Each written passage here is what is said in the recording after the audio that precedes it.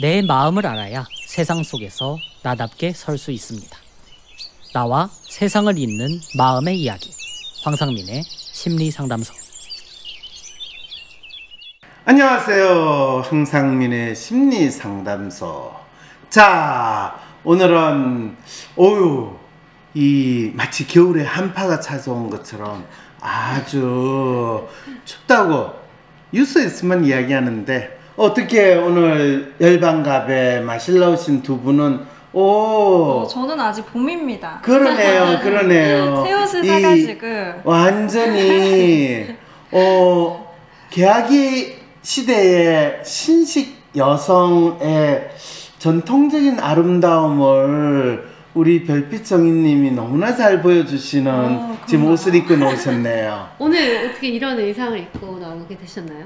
제가 요즘에 정년이 드라마에 꽂혀있는데. 정년이 드라마 맞아요. 네. 그래서 한복에 또 관심이 생겨가지고 또 우리 열반갑에 놀러 올 때는 열반갑에 맞는 옷을 입고 싶다 이런 생각을 하게 됐거든요. 네, 너무 좋네요. 이렇게 좀 꾸며보았습니다. 좋습니다. 거기에 비해서 우리 구수님도 되게 구순도 저 약간 신식 여성처럼, 신식 여성처럼 아주 세련된 모습을 보여주시네요. 너무 두 분 멋있습니다. 자, 그럼 오늘은 이 약간 날씨가 추워졌는데 전혀 그 추워진 날씨를 못 느끼고 두 분이서 열반갑에 마실 나오신 거네요. 오늘 특별한 이 책이 제 손에 이렇게 쥐어져 있는데, 그래요? 너무 예쁘지 않나요? 짠! 나만의 마음, 새로운 책이 나왔습니다. 제 마음이 뭔지 찾아가고 있는 중이에요. 어디서 찾아요? 그러게요. 네. 심장. 내 안에 너 있다. 되게 사람들은 마음이라는 것이 마치 우리 몸 안에 있는 어떤 신체 기관으로 생각을 하는 것 같아요. 뭐 심장에 마음이 있다든지 또는 우리 머리에 자기 마음이 있다든지. 그런데 실제로 인간에게 있어서 인간 몸이 있으면 보통 마음이 있다라는 생각을 하지만, 옛날 사람들은, 지금도 대부분의 사람들한테 마음이 뭔가요? 하면 마음? 그거 영혼 아닌가요? 그쵸. 저 성당 열심히 다닐 때 항상 제 탓이요 다 옳고 그른 일입니다 뭐 이렇게 하면서, 그럴 때 이제 내 탓이요 옳고 그런 일입니다 할 때는 자기 영혼에 대한 이야기보다는 절대자 신에 대한 이야기를 하는 거죠. 그래서 인간은 사실 심지어 자기 영혼에 대한 이야기도, 그 영혼은 절대자 신이 나에게 불어넣어준 숨이라고 생각하고, 자기 영혼은 자기 생명과 같아 라고 믿는데, 사실 이제 뭐 기독교 종교에서 가장 강조하는 일이기도 하죠. 그쵸. 뭐가 그쵸? 주님의 뜻에 살기를 이렇게 주님의 뜻에 살기도 있지만은 무엇보다도 나는 누가 만들어줬어요? 신이. 그렇죠. 예수님이. 그렇죠. 그렇게 이제 이야기를 많이 하죠. 그러면 우리가 그럴 때 이 기독교 믿는 사람은 애미도 없나? 이렇게 이야기를 할 때, 나의 부모 된 자는 이 육신으로 나를 낳은 그 부모가 아니라 나를 영적으로 나를 낳게 한 절대자 하나님이라고 이제 이야기를 하는 게 기독교 신앙의 기본적인 생각인 거죠. 그건 뭘 뜻할까요? 나의 영적인 부모, 또 영적인 하나님. 요 근래에 영적인 부모라고 주장하고, 본인이 메시아든 선지자든 주장하면서 온갖 사이비 활동을 하는 사람들에 대한 이야기들은 많이 있긴 하던데. 내 말을 들어라. 그러니까 나의 영혼과 나의 마음을 그 사람에게 맡겨라. 그렇죠. 그런 이야기를 많이 하죠. 완전히 너는 내 노예로 살아라. 이런 걸로 이제 이용해 먹기 위해서 마치 절대자 하나님이 있고, 거기에 있어서 모든 인간은 이 신이 창조한 거다. 그러니까 부모가 자식을 만들어내듯이 신이 그거를 다 만들어냈다. 이제 이 이야기를 또 이 믿음을 가지게 하는 것이 보통 우리가 심지어 자기 마음에 대한 이야기를 할 때도 그 생각부터 먼저 맞아요. 하게 된다는 네, 거죠. 그러면 종교를 가진 사람들, 특히나 그 종교적인 믿음이 강한 사람들일수록 자기 마음이 없고 뭔가 더 어떤 하수인으로 살고 있다는 그런 그건 또 말인가요? 아닌 것 같아요. 그것도 아니라는 건 어떤 왜냐면은 자기가 이거 하는 내가 이렇게 살아가고 있고 이런 일을 하는 거는 내 뜻이기도 하지만 주님의 뜻이기도 해. 그렇죠, 그렇죠. 이렇게 믿는 사람들은 나는 하느님의 종으로서 막 이렇게 노예처럼 살아간다라는 것보다는 주님의 뜻에 의해서 살아간다 이렇게 맞아요. 믿는 예, 거죠. 예, 예. 그리고 주님의 뜻은 내 뜻이야. 나는 그분의 뭐 아바타가 되든 그분의 종이 되도 그거는 영광스러운 거고 거룩한 거다 이렇게 그러니까 포장이 그거야말로 되는 거죠. 자기 마음이 없는 거 아니에요? 그러니까 내 마음이랑 주님의 마음을 분리시키지 않은 거잖아요. 동일시한 거죠. 그랬을 때 우리가 마음을 이야기할 때 수천 년 동안 사람들은 마음이 뭔가요 하면 그거는 자기의 마음이라기보다는 맞아요, 항상 맞아요. 절대자 또는 나를 지배하는 어떤 존재의 마음을 내 마음이려니 생각하고 살은 거죠. 그러니까 부모들이 그렇죠. 왜 너는 말을 안 들어? 그럴 때 그 말은 부모가 자식한테 부모 마음 그거를 자식이 알아주지 않거나 따라주지 않는다는 이런 이야기도 되는 거죠. 내 마음을 뭔가 가지면은 안 될 것 같다라는 생각을 그렇죠, 그렇죠. 많이 했던 것 같은 게 맞아요, 저 맞아요. 어렸을 때 진짜 댄스학원 너무 다니고 싶어가지고 음. 엄마한테 손편지를 썼어요. 그렇죠, 그렇죠. 되게 예쁜 편지에 엄마서 나 댄스학원 다니고 싶습니다 이렇게 음. 썼는데 어머 얘가 뭐 나한테 편지 썼나고 좋아하시더니 그 내용을 보고 바로 집어 던지시더라고요. 근데 저는 처음으로 엄마한테 뭔가를 하고 싶다고 제가 원하는 거 처음으로 말하는 순간이었거든요. 근데 그럴 맞아요. 때 내 마음은 틀린 거다. 학생이 공부나 해야지. 그렇죠, 그렇죠. 춤바람이 나면 되겠느냐. 그렇죠, 그렇죠. 그렇게 하니까 나는 내 마음대로 살면 안 되나 보다. 그렇죠. 나와 나 네. 자신에 대한 나의 믿음 이것이 바로 나만의 마음이거든요. 그런데 나와 나 자신에 대한 나의 믿음이 부모가 나에 대해서 가지는 믿음하고 이게 어긋나게 될 때 네. 사실은 이제 그 대부분 부모님 그건 자식이 잘못 생각한 거고 자식이 아직 몰라서 그래. 그쵸, 부모는 항상 어려서. 너를 위해서 해주는 그렇죠, 선택이니까. 그렇죠. 그게 이제 실제로 자식 입장에서 보면 부모는 내 마음을 인정하지 않았다. 내 마음을 이해를 못하거나 수용을 하지 않았다. 이런 상황이 되는 거죠. 그러면 나만의 마음을 가진다는 건 내가 원하는 거, 내가 바라는 걸 이야기하는 겁니까? 이렇게 질문해 볼 수도 네, 있겠죠. 저는 그렇게 좀 생각이 드는 거예요. 나의 그렇죠. 욕망을 아는 거, 알아보는 거. 그것도 사실은 틀린 말은 아니에요. 자기 마음을, 자기가 스스로 어떤 존재인가를 인식하는 거는 사람들이 자기 욕망에 대해서 조금 인식하고 의식하게 될 때 자기의 마음에 대한 인식이 좀 더 뚜렷하게 나타나지. 나는 하고 싶은 게 아무것도 없어요. 뭘 해야 될지 모르겠어요. 이런 상황은 자기 마음이 없는 채로 그냥 사는 거고 되게 그런 경우에는 이제 우리가 무기력하고 우울한 상태에 있는 사람 이렇게 이야기를 하는 거죠.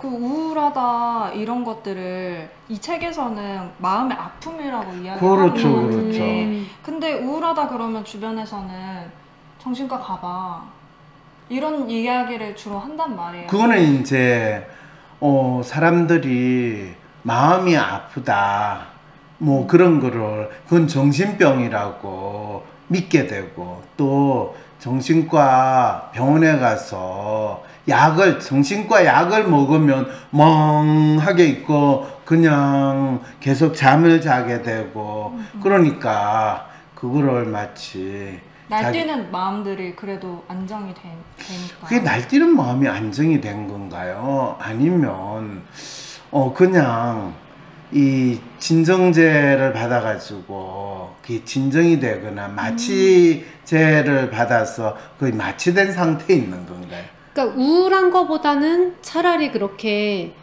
뭐 늘어지는 게 낫다라고 판단을 한 거겠죠. 뭐 그거야 모르겠어요. 혹시 그렇게 이 내가 우울한 상태에 있을 때 약 먹고 늘어진 거를 뭐 비교적 즐기거나 그 상태를 지내보신 경험은 있으세요? 저는 근데 약을 먹어본 적은 있는데 네. 별로 효과를 딱히 못 받고 단약을 했을 때도 딱히 뭐 그런 변화가 없었어요. 그러면 네. 이 우울한데 약 먹고 효과를 봤다라는 건 어떤 상태에서 약 먹고 효과를 봤다라고 사람들이 이야기할까요? 적어도 그러니까 불면증은 없어졌다. 이 그렇죠. 정도? 네. 이제 바로 그런데 그거는 본인이 우울하게 느끼는 거와 관계없이 이 우울증이든 또는 정신과 약을 먹었는데 그 약으로 인해 가지고 자기가 우울한 기분이 가신 게 아니라 자기가 마음이 아프고 힘들어서 잠을 못 자는데 수면제를 같이 처방을 받아 가지고 자게 됐다. 그리고 실제로는 수면제로 가지고 잠이 들게 되면 그 잠은 진짜 푹 자는 게 아니고 그냥 잠을 자서 취해서 네. 약에 취해서 있었다라는 거지. 실제로 아주 우리가 일반적으로 푹 자는 그런 수면 효과를 누리지도 못해요.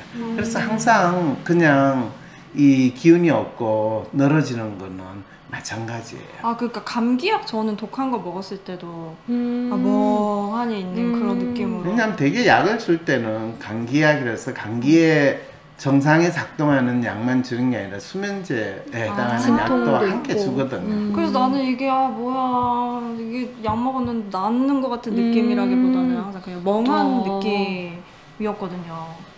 근데 지금 나만의 마음을 이야기하는데 그렇게 우울하고 진짜 재미없고 맞아요. 그런 질문들로 아니 나의 그치? 그 어려움을 해결할 수 있는 해법이다 이런 이야기를 해주셨는데 책에서 그렇군요. 내 마음을 알면 내가 느끼는 어려움들을 스스로 해결해 나갈 수 있대요. 그래서 나름대로 막 여기 안에 질문들이 있잖아요. 뭐 당신은 어떤 사람인가? 나는 누구인가? 무엇을 위해서? 왜 사는가? 거기에 대해서 나름대로 답할 수 있는 사람은 자기 삶을 나름대로 잘 살아갈 수 있다라고도 볼 수 있다라고 하는데 제가 계속 이 책 진도가 안 나가는 게 저한테 계속 질문을 해보는 거예요. 무슨 질문을 해보시는 나는 거예요? 난 누구야? 이렇게 질문을. 왜 그 질문을 본인한테 해요? 저도 제 삶을 잘 살아가고 싶다라는 마음이 있어서. 자기 삶을 잘 살아가려면 나는 누구인가라는 질문을 하게 되는 건가요? 그렇게 되지 않나요? 내가 삶을 잘 살고 싶어. 어떤 삶이 잘 산다고 느껴? 이런 식으로. 지금 네. 우리가 항상 사람들하고 이야기할 때 자기가 질문을 할 때는 좀 그 질문 너무 재밌다. 어떻게 이런 질문을 하지? 이 질문 꼭 저 답을 알고 싶어요. 이런 느낌이 있는 사람하고 대화를 나누는 거하고 뭔가 질문을 하긴 했는데 억지로 시켜서 하는 것 같고 그냥 할 수 없이 하니까 제가 잘 살고 싶은데 저는 어떤 사람인가요? 이런 질문을 하면 어떤 느낌이 들까요? 아니 근데 이게 실제로 우리 별빛 정인이 책을 읽으면서 그런 부분들을 계속 생각을 했다고 하더라고요. 진짜요? 네. 네, 그래서 어떤 진도가 생각을 안 나갔어요. 나는 누구지? 나는 내 마음이 뭐지? 뭐 예를 들어서 오늘 황심소 촬영해서 나는 이 촬영을 왜 하지? 그렇죠, 그렇죠. 난 재밌게 하고 싶은데. 그렇죠, 그렇죠. 좀 책 소개를 해야 되는데 좀 재밌게 해보고 싶은데 그러면 재밌다는 건 뭐야? 그렇죠, 그렇죠. 계속 이렇게 질문을 좋아요, 하게 좋아요. 됐던 것 같아요. 맞아요. 그래서 그러면 황심소에서 무슨 옷을 입을래? 오늘 입을 좋아요. 옷을 정할 때도 나는 최근에 이거 옷을 샀으니까 예쁘게 하고 싶다. 이게 훌륭해요. 나를 표현하는 일이 아닐까? 이렇게 하면서 맞아요. 그런 질문들을 이제 해봤거든요. 그렇죠. 그럴 때 그렇게 구체적으로 내가 황심소에 나갈 때 최근에 산 이 이쁜 옷을 입고 나가야지 라고 생각하면서 나는 누구인가 라는 질문을 던지는 거하고 이것저것 배경 다 빼고 박사님 저는 누군가요? 이렇게 질문하는 거는 같은 마음으로 지금 질문할까요? 그냥 완전히 다른 마음으로 질문하는 걸까요? 아, 다른 마음이네요. 그렇죠. 완전히 우주에서 우주에서 질문하는 것과 뭐가 일반- 우주에서 하는 질문인가요? 나는 누구인가 이거는 우주에서 질문하는 느낌이고 네. 황심소에서 나 어떻게 보이고 싶은가를 질문하는 건 열반갑에서 질문하는 느낌이고. 그렇게 하지만은 본인이 안드로메다 우주에서 그런 질문을 던지면 되게 사람들이 나 아무래도 이상하다. 정신과 가봐라. 그리고 정신과에 가면 본인이 망상에 시달리시는군요. 뭐 이상한 소리 같은 건 안 들려요. 뭔 소리가 들려요. 환청이 있군요. 그리고 뭐 눈에 보이는 건 없나? 환시. 그러면 조현병 이렇게 진단이 때려지는 그 상황이 된다는 거 아시겠어요? 정말요? 그리고 그런 친구일수록 산다는 게 뭘까? 나는 누구인가? 나는 무엇을 해야 될 건가? 이런 질문을 뜬금없이 던질 때 주위 있는 사람들도 약간 무섭고 쟤 왜 저래? 이렇게 되는 거거든요. 네. 그럴 때 실제로 본인이 나라는 사람은 내가 황심소에 가는데 이 옷을 입고 싶었어요. 그거는 박사님 제가 어떤 마음으로 그 생각이 들었을까요? 이렇게 할 때 나만의 마음에 대해서 내가 살아가고 또 내가 보이는 행동에 대해서 내 마음을 알고 싶다라는 질문으로 분명히 다가오게 되는 거거든요. 근데 그렇지 않고 책에 보니까 나는 누구인가 어떻게 살아야 하는 그 질문이 있는 것 같은데 그건 뭐예요? 그러면 갑자기 맞아요. 뭔 책을 봤길래 저는 이 책이 나만의 마음이잖아요. 그러니까 이 단어, 여기에 있는 단어들은 그냥 공기처럼 모두에게 익숙한, 그러니까 마음이라는 그런 단어 자체는 익숙한 건데 사실 그거에 대해서 막 생각을 해본 기회는 없었다라는 느낌이 들더라고요. 예를 참 들면 재밌지 않아요? 네, 그러니까 제가 삶을 살 때도 뭐 공부를 잘해야 된다, 뭐 성공해야 된다, 뭔가 이렇게 어른들로부터 그런 항상 메시지는 받는데 너 네 마음을 알아야 그게 잘 사는 거야. 그런 말은 한 번도 들어본 적이 없는 거예요. 왜 그럴까요? 그 참 저는 그게 너무 궁금했어요. 왜 본인 저는 있을 때 구순 씨 같은 경우에 인간은 나라는 사람은 뭐로 가지고 나 자신을 내가 알 수 있게 돼요. 뭐로 가지고요? 네. 내가 나라는 거를 어떻게 다른 사람들한테 알려줄 수 있어요. 내가 나라는 거? 내 마음을 알면 내가 누구인지, 그리고 어떻게 살아가야 할지 알 수 있다는 생각 해본 적 있으신가요? 그 답은 다름 아닌 당신의 마음속에 숨어 있습니다. 세상이 불안하게 느껴지거나 삶이 두렵게만 느껴진 적 있나요? 이럴 때 자기 마음을 알아갈수록 어려움에서 벗어나게 됩니다. 마음을 읽는 순간 당신의 삶이 달라집니다. 당신이 누구인지 어떻게 살아야 할지 그 답을 바로 이 책 나만의 마음 자기인식과 성찰의 힘에서부터 찾아갈 수 있습니다. 마음을 이해하면 삶의 방향이 더욱 명확해집니다. 이제 당신만의 보물지도가 펼쳐집니다. 지금 당신의 마음을 읽고 새로운 삶의 가능성을 발견해 보세요. 그 답은 이미 당신 안에 있습니다. 자신을 알고 자신을 믿고 당신의 삶을 새롭게 그려보세요.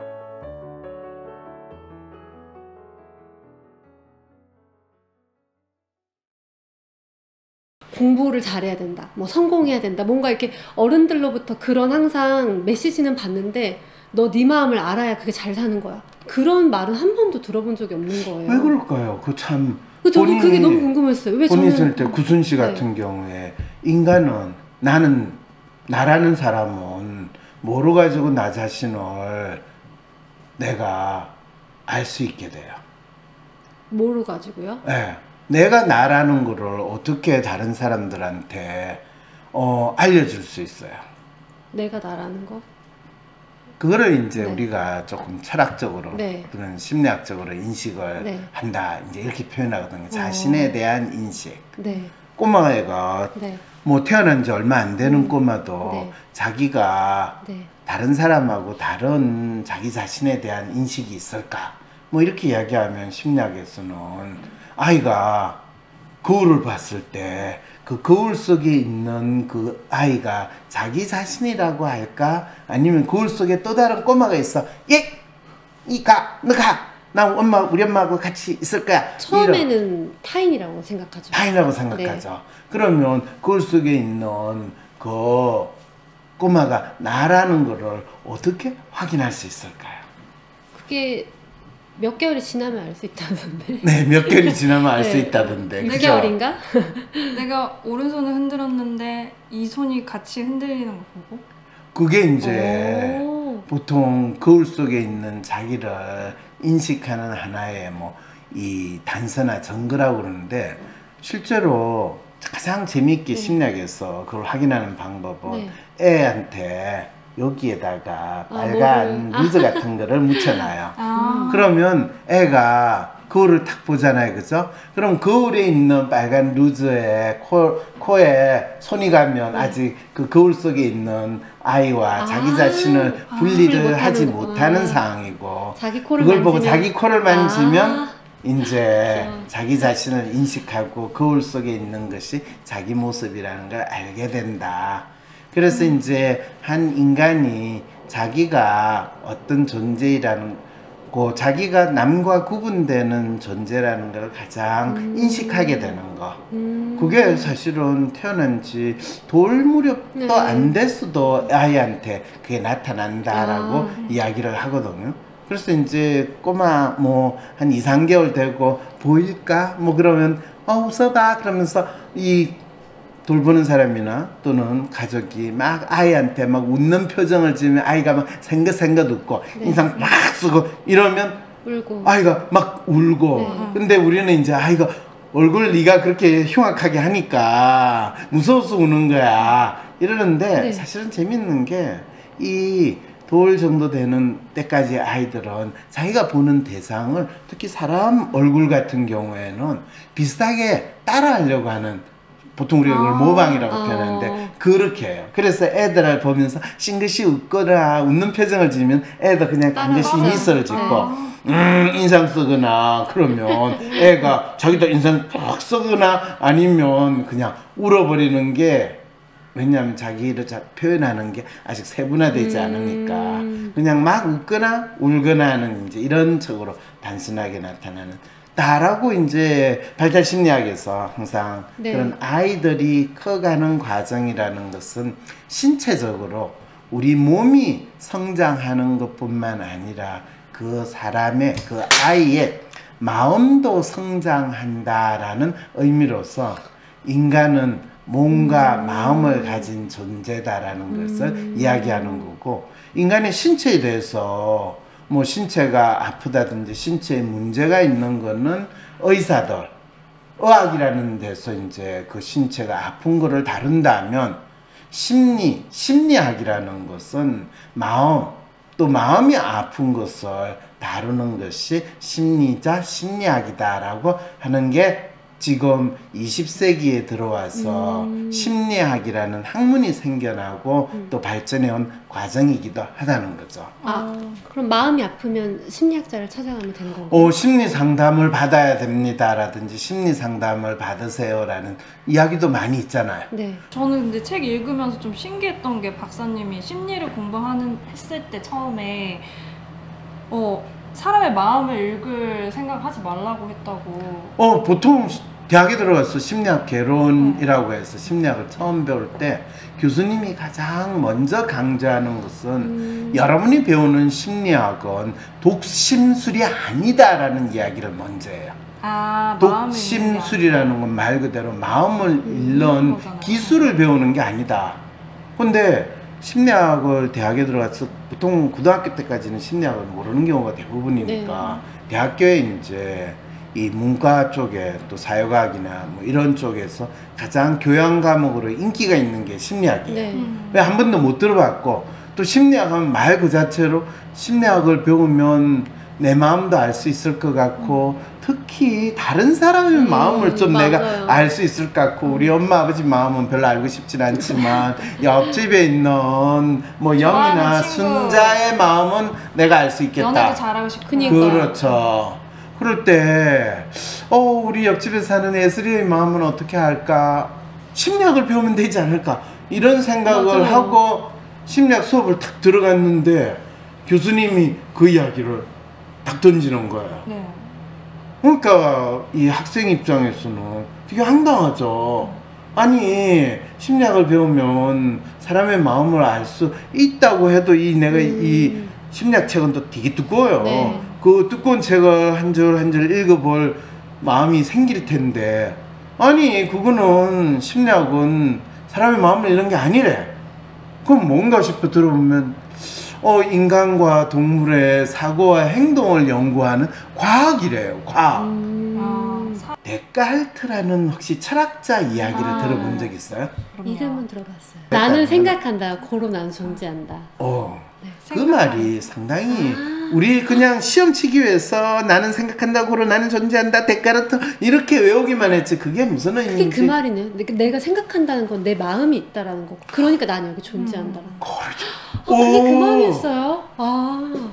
인제 구순 씨가 고등학교 때 뜻없이 의미를 알지 못한 채로 외운 게 그 역사적인 깊은 배경이 있고 인간이 자기의 마음이라는 것은 신이 나에게 준 영혼이 아니라 내 스스로 생각할 수 있는 능력이자 내가 그 능력을 나의 마음이라고 생각할 때 나는 신과 분리된 존재로서 있을 수 있다. 난리 났겠는데요. 그니까요. 네? 난리 났을 것 같은데. 난리 났죠. 난리 났죠. 데카르트가 그 이야기를 하니까 교황청에서 바로 경고를 날려가지고 데카르트 선생 네가 지금 과학으로서 뭔가 인간에 대해서 시블랑거리고 있는데 너 계속 그 당시에 이제 교황청이 사실은 상당히 심각한 상황이 있었어요.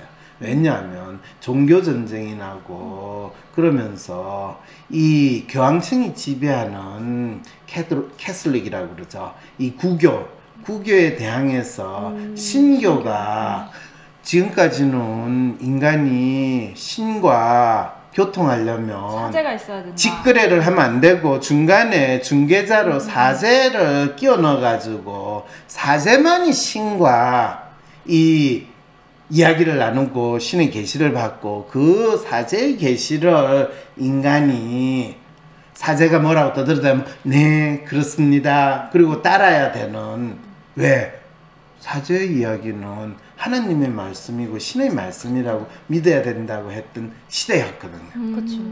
그런데 데카르트가 뭔 소리야? 나만의 생각이 있다 이런. 내가 내 생각을 할 수 있고 내가 내 자신에 대해서 나는 생각한다. 고로 나는 존재한다. 그 말은 신이 절대적 신이 나한테 숨결을 줘서 내가 존재하는 것은 아니다. 그러 내가 직접 신하고 대화를 나눠야 된다. 이런 생각까지 되는 게 이제 그게 이 기독교라고 이야기하는 캐톨릭에 대해서 프로테스트를 하는 저항을 하는 사람들을 의미한다고 해서 프로테스탄트라고 하는 예전에 다 외웠는데. 예전에 했던 거. 근데 본인은 캐톨릭이라며요. 네, 캐톨릭이에요. 그러니까 이 프로테스탄트 이 등장 배경에 대해서는 사실 별로 알고 싶지도 않고 걔네들이 키니 쓸데없이 근데 프로테스탄트는 그래서 하나님 또는 마리아보다는 누구를 더 이제 주장하기 시작했냐면 목사님이죠, 목사님. 아니 아니요? 나. 개인. 예수님을 더 강조해요. 예수님. 인간의 인간으로. 존재. 그래서 그래서 캐톨릭에서는 예수님보다는 마리아하고 하나님을 더 언급을 하고 왜? 부모된 같이 그런 측면을 강조하니까 이 만인의 어머니신 예수님의 어머니신 마리아 이걸 강조하는 거예요. 그런 거 한 번도 질문 안 했어요? 질문했죠. 많이 했는데. 그랬더니 신부님이 뭐라고 그러던가요? 근데 뭐 예수님이랑 그 하느님 똑같은 사람이고. 그렇죠. 그다음에 마리아님은 그냥 그 옆에서 같이 기도해주는 성인의 한 분이다. 이런 식으로 이해를 했어요. 그렇죠. 그러니까 마리아를 향해서 기도하는 게 아니야. 그렇죠. 예수님과 하느님이 그러니까 같으니까. 신부님이 얼마나 그거에 대해서 참 설명하기가 난감한지를 왜 한 번도 그렇게 배워본 적도 없고 아니거든요. 왜냐하면 이 실제로 우리가 혹시 성당에서 성부와 성자와 성신 성부와 성자와 삼위일체 성령 이름으로 아멘. 그렇죠. 그럴 때 아니 하나님 아버지가 있고 예수님이 있는데 왜 성부와 성자와 성신을 이야기하나요? 혹시 이런 질문 해본 적 있어요? 아니요. 없죠. 성부와 성자와 성신이 뭔가요? 그 질문도 아마 안 해봤을 거예요. 그러니까 그래서 성령이 그나마 이제 영혼이고 마음이다 이렇게 생각했죠. 그렇죠. 그게 성신이 되는 거예요. 그러니까 아. 성부 하나님 아버지의 성자 예수님 성신 마음 영혼 그러니까 내 마음이라는 이야기를 할 수 있겠어요 없겠어요? 그 성령이 내 마음 아니에요? 마음이? 그렇죠. 그게 이제 성령이 하느님이 너에게 불어준 영혼이다라고 믿는 그 이야기가 되는 거예요. 근데 그것도 이제 하느님의 뜻에 살아야 되는 거죠. 그것도 그 영혼은. 그거는 캐설릭에서 이 만들어낸 하나의 인간의 마음을 지배하고 인간 개개인이 가진 마음은 절대자 신으로부터 받은 숨에 해당한다라는 그 교리를 구체화시키기 위해서 성부와 성자와 성신 이렇게 되고 그것은 모두 삼위일체가 되는 거예요. 삼위일체네. 그래서 하나님이 예수님이고 예수님이 너의 마음에 들어와 있다라는 기독교 교리의 기본 교리가 되는데 그걸 프로테스트를 하는 신교 입장에서 그러면 성부와 성자와 성신을 이야기하겠어요 안 하겠어요? 안 하죠. 그게 지금 그래서 우리가 믿는 일반 개신교라고 그러죠. 예, 그게 프로테스탄트를 개신교라고 부르는 거기에서는 성부와 성자와 성신 삼위일체를 주장하기보다는 뭐라고 주장을 해요? 바로 성부와 성자 하느님과 그 예수님 그 두 개만 주장하고 그러면 성신에 해당하는 거는 뭐라고 할까요? 하는 문제가 이제 프로테스탄트 성신은 바로 너야. 그러니까 너 자신이니까 너는 하느님하고 예수님하고 직접 소통할 수 있는 거야. 그때부터 인간은 자기 몸과 마음을 가진 존재라는 것에 대해서 인식이 시작되었다. 그리고 이것이 이제 근대적 사유의 시작, 근대적 사고의 시작이라고도 하지만은 인간이 나름대로 종교로부터도 사실 완전히 독립은 안 했지만은 신으로부터 절대적인 신에게 종속된 존재라기보다는 신과 서로 소통하고 교류할 수 있는 적어도 대화를 할 수 있는 존재다라는 그런 인식으로 바뀌었는데 데카르트가 이 이야기를 할 때 데카르트는 불란스 사람이거든. 그러니까 데카르트를 보고 교황청에서 바로 경고 메시지 던지는 거야. 데카르트 선생, 지금 네가 데카르트는 그 당시에 근대적인 우리는 철학자를 알고 있지만 그 당시 사람들은 데카르트는 이 새로운 지식과 학문을 추구하는 사람, 종교의 틀에서 벗어난 지식을 추구하는 사람. 신지식인이에요. 신지식인인데 그 신지식인을 뭐라 그러면 사이언티스트라고 이야기를 했어요. 그래서 그 신지식은 종교라고 하는 릴리전에 대항하는 사이언스가 돼요. 과학이다. 그렇죠. 그때 과학이라는 건 종교적인 절대적인 믿음에 반대해서 이 직접 질문도 던지고 거기에 대해서 그가 아닌가요? 이런 내 생각은 이런데 라고 주장할 수 있는 서로 다른 생각들을 자유롭게 논의할 수 있는 것이 과학이 기본적인 토대가 되는 거예요. 과학을 절대적인 진리라고 믿는 그런 분들, 그런 과학하는 교수들 있거든요. 그래서 저분들은 과학을 종교로 모시는 또 다른 신앙인이지 결코 과학자가 아니야 라고 이야기까지 할 수 있어요. 그래서 뭐 요즘 의사들이 의대 정원을 과학적으로 결정해야 됩니다 하는 거는 그분들은 과학 교도들이지 결코 맞아요. 과학이 뭔지에 대해서 모르는 분들이다라고 이야기할 수가 있는 거죠.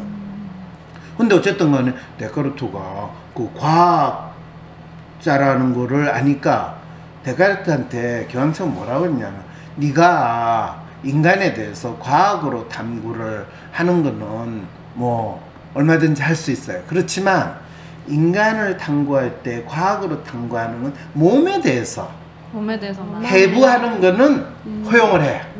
그렇지만 영혼에 대해서 네가 깐죽거리고 인간은 몸과 영으로 되는데 영혼에 대한 거를 과학을 빙자해 가지고 거기에 찝쩍거리면 넌 파문시키고 그 다음에 화형시킬 걸 각오해. 이렇게 이제 협박을 딱 날린 거예요. 그러니까 데카르트가 어떻게 돼요? 망명 떠나요. 그렇죠. 내가 뭐 그렇죠 뭐 그리고 이제 데카르트는 잽싸게 도망가요. 신체에만 인간이 있는 게 아니라 마음이라는 게 있다라는 거를 역사적으로 저는 이렇게 이런 역사나 이런 배경이 있다는 거 한 번도 생각 안 해봤죠, 그죠? 못했고 심지어 저는 현대 사람인데도 제 마음에 대해서 뭐 나만의 것이다 라고 생각을 못했던 것 같아요. 맞아요, 네, 맞아요. 네. 그런데 재밌는 게 데카르트가 그럼 그렇게 가가지고 자, 이 나는 생각한다, 고로 나는 존재한다 이 이야기를 한 게 유럽에 쫙 퍼지고 전 세계에 다 퍼져가지고 나는 나야, 천상천하 유아독존 뭐 이런 이야기가 사람들한테 받아들일 수 있겠어요? 안 받아들여지죠.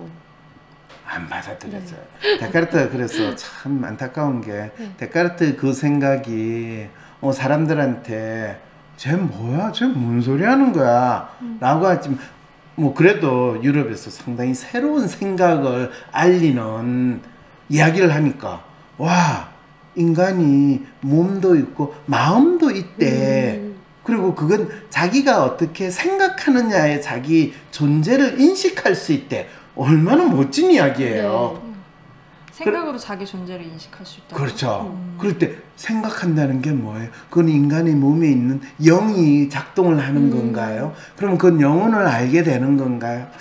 그것이 신이 인간에게 준 영혼일 수도 있지만은 더 이상 이야기하면 제가 조금 거시기하니까 그건 제가 잘 뭐라고 어쨌든 인간에 쓰인 마음이라는 건 있는데 인간은 몸도 있지만 마음이라는 게 있어요. 그 마음이 인간의 몸 어딘가에 있을 것 같은데 데카르트는 송가선이라고 해가지고 그 전까지는 막연히 문학이나 시를 쓰는 사람은 마음은 내 심장이 있다. 심장. 네, 심장이 있다. 그래서 하트 이래가지고 쫙 큐피트의 핫사람은 심장에 꽂혀서 당신을 사랑합니다. 당신을 향한 내 마음을 받아주세요. 이러면서 이제 문학 작품에 마음이라는 게 많이 나오잖아요.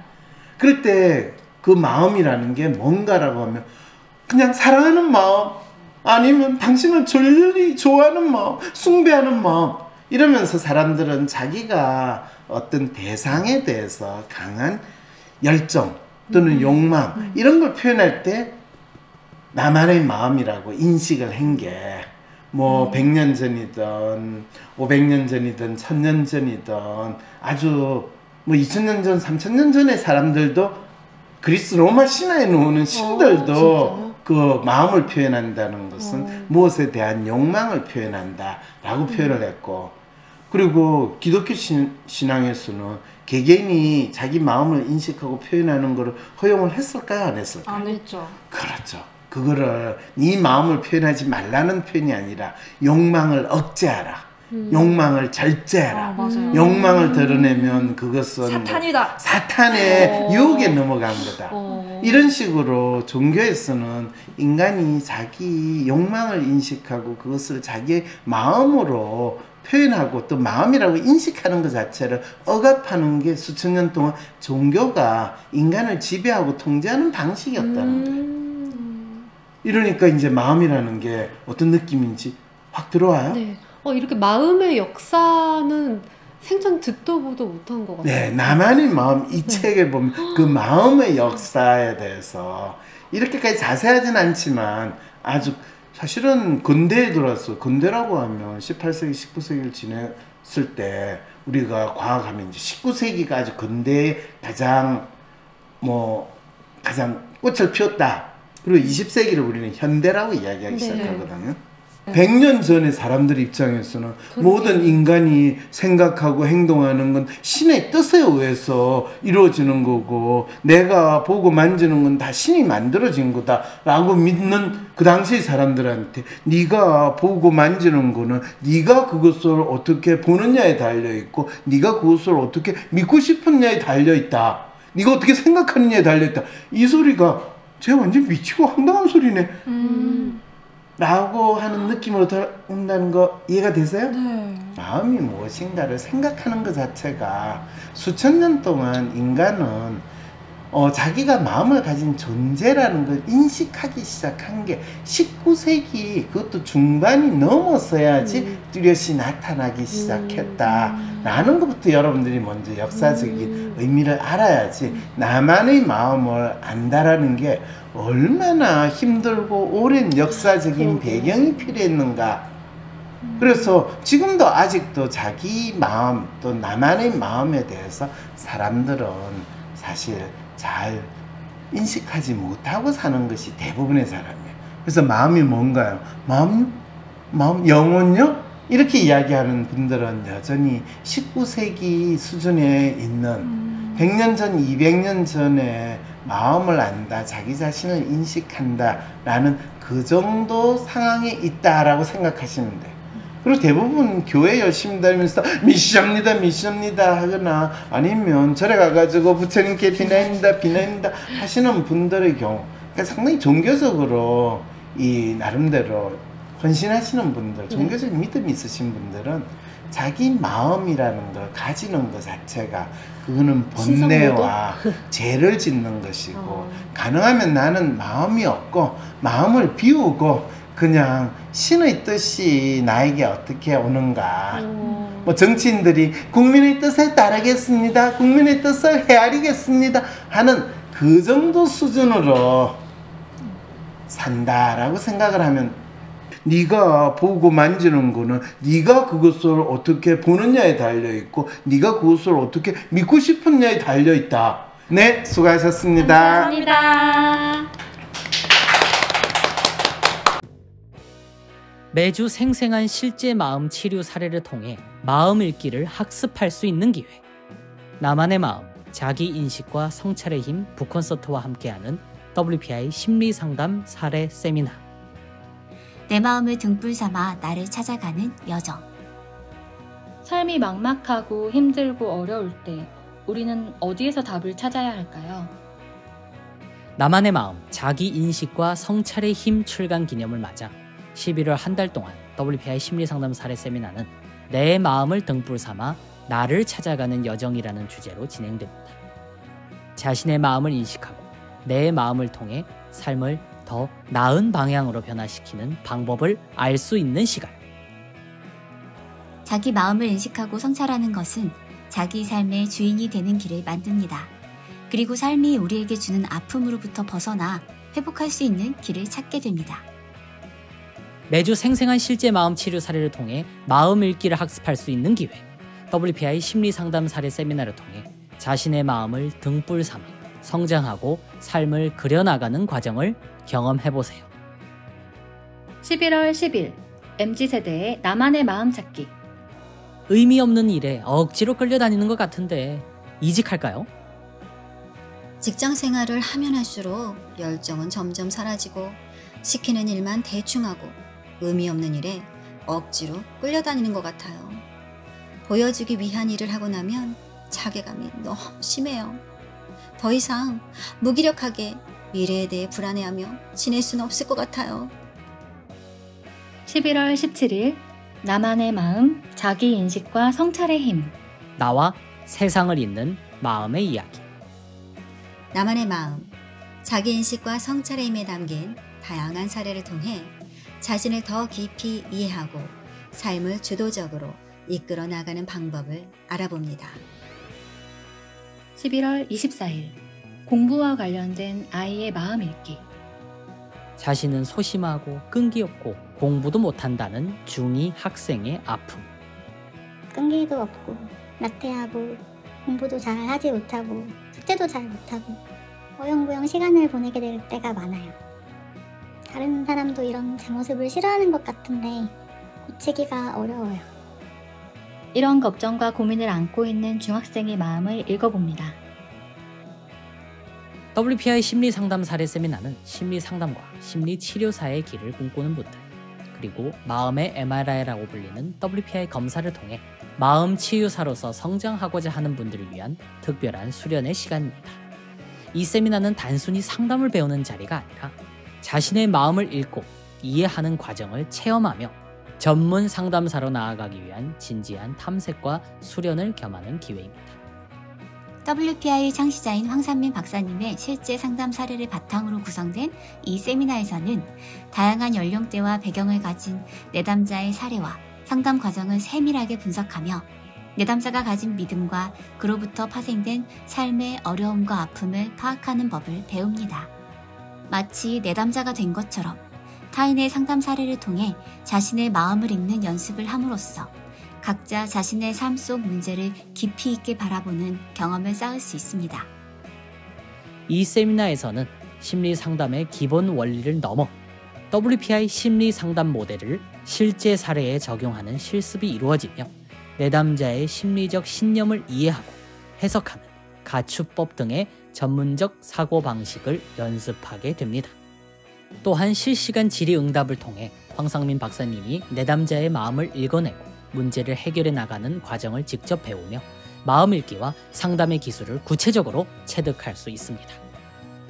심리 상담과 심리 치료사로서의 길을 구체적으로 탐색하고자 하는 분들, 마음 치유사로서 사람들의 아픔을 치유하고자 하는 분들, WPI 심리 상담 모델을 통해 자신과 타인의 삶의 문제를 이해하고 해결해보고자 하는 분들에게 이 세미나는 깊이 있는 학습과 수련의 시간이 될 것입니다. 일요일 오후 3시부터 5시 사이 온 오프라인 동시 진행되는 사례 세미나에 여러분의 많은 신청 바랍니다. 문의는 WPI 심리상담 코칭센터 02-6263-2440